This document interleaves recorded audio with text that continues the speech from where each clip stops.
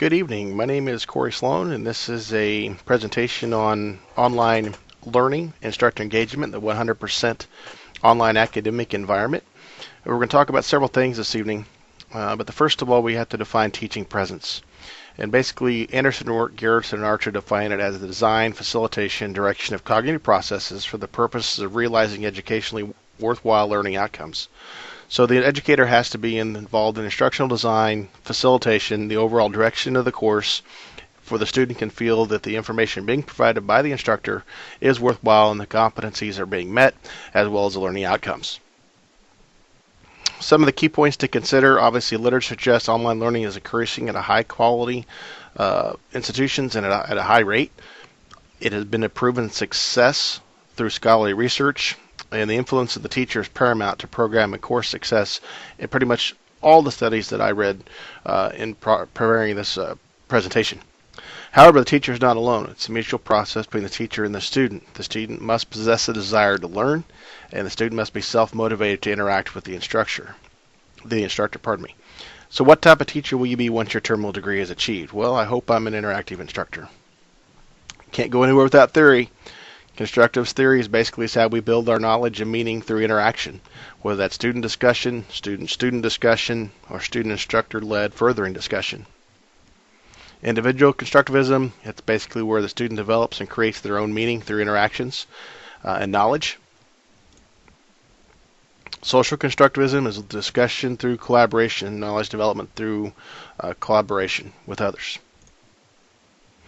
There are three primary components of online learning. The first one I want to talk to you about a little bit is ethics. First of all, the instructor has to be prepared for the course. If they're not prepared for the course, they're going to fail. Garrison and Vaughn in 2008 identified three components of online learning. That's the cognitive domain and the social domain.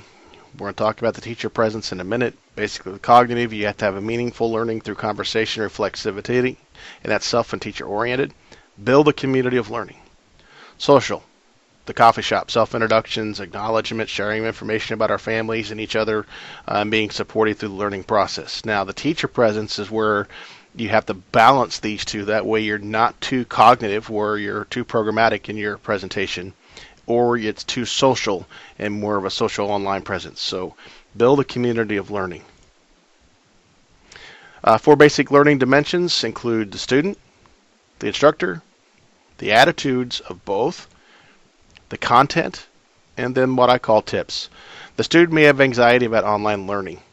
They have to have a desire to learn, as we mentioned, their learning style, VARC, visual, auditory, reading, writing, or kinesthetic or psychomotor, as well as their experience with the online academic environment.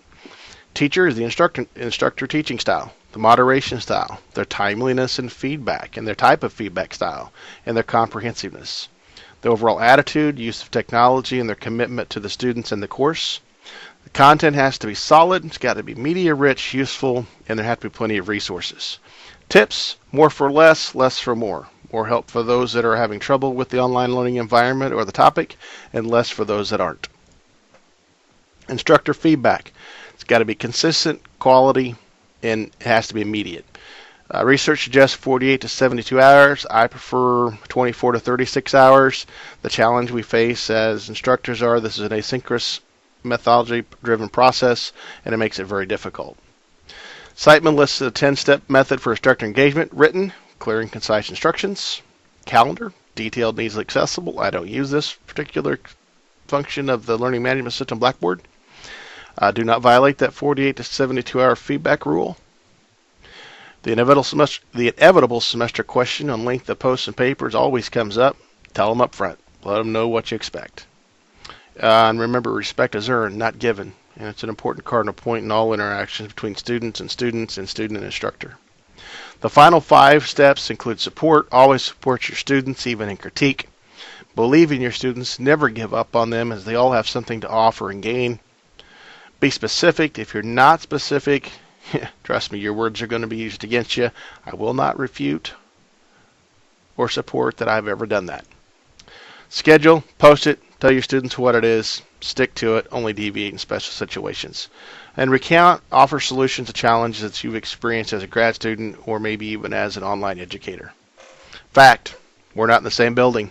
Technology mediates our engagement. So how do we do that? Connectedness. Email through the semester, unsolicited. Hey, Corey, how you doing? Phone calls during the semester, solicited by email and setting up a time to have the phone call. At Oklahoma State, where I obtained my second master's, we had to have 2 Skype sessions per semester with the professor. And it was just a informal, hey, how you doing, and making sure I was understanding the material.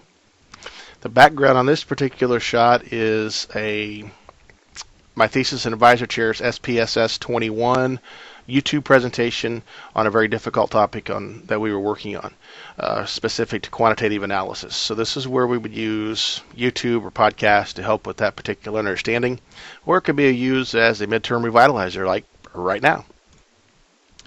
Last week of the semester, I know resources and budgets are thin, but a live connect where we all can be online at the same time, a synchronous discussion that we can provide feedback, suggestions, course challenges, course opportunities, benefits and opportunities that we may have found during the course, and ultimately we put a name with a face.